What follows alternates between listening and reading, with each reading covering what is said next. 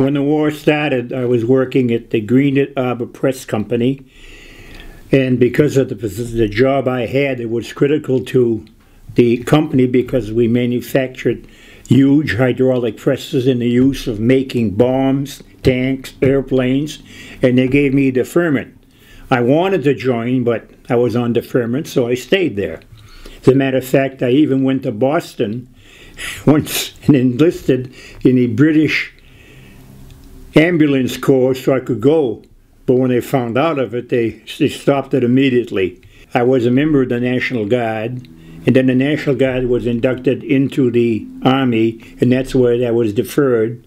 And then when they called me up the last time, I joined the Navy.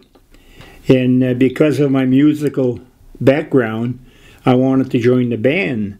But they says, no, we're going to send you to sound school. Now, what sound school? I don't know what that meant. So I went to sound school. The whole thing was chasing submarines and sending out a signal and getting a return from that signal. And the return, you had to describe whether it was above or below, which I mean sharp or flat. Then you knew where the submarine was and you could pursue them. My ship sank one submarine off the entrance to Dutch Harbor, and then we got a probable, and then, of course, we chased a few whales. That didn't amount to much. So I stayed in the service, and I got out of the service in 1945. Then I went back to Greenwood, and I worked at Greenwood for 57 years. I was stationed in the Aleutian Islands, which was not a very, very good duty. It was damn cold. The average temperature was 50 below zero. I stayed up there for quite a few months, and then I went into the Pacific, and I ended up at Okinawa. And that's when they had these kamikaze planes come over and sink ships. We were lucky we never got hit. And we didn't hit them either. We missed. Oh yeah, I played for Franklin Roosevelt. I was in the National Guard at the time in Plattsburgh, New York, and Franklin Roosevelt was going to review our troops. And we were assigned to provide the music as he went by. Well, he sure went by. It was an open car, roof down, going like the devil, making a lot of dust, and we played music. So I saw him maybe for 15 seconds, but it was an honor.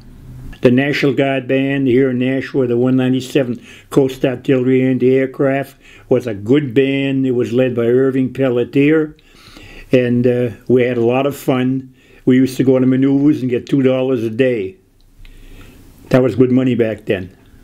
I started playing the trumpet in 1929. Back in 1929, I had a band called the Nashua Boys Band, conducted by Elmer Pop Wilson. Pop could be a trumpet for free, and I took lessons and I joined the band. From there, the band was changed to the Nashua High School Band somewhere along the line, and I stayed with Pop all those years. The first time I conducted was in 1935. I was just a kid.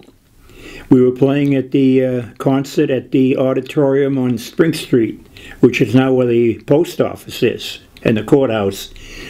And something happened. We were playing a concert at the high school back then, and Pop had to leave in a hurry. I think his mother was ill or she died. I don't remember now. And he came over and he said, "Here, Romeo, here's a stick. Conduct the band." Well, boy, that was quite an experience. Here I was about 15 years old, and you conduct the band for the first time. So I've been conducting since 1935 up until I retired a year ago.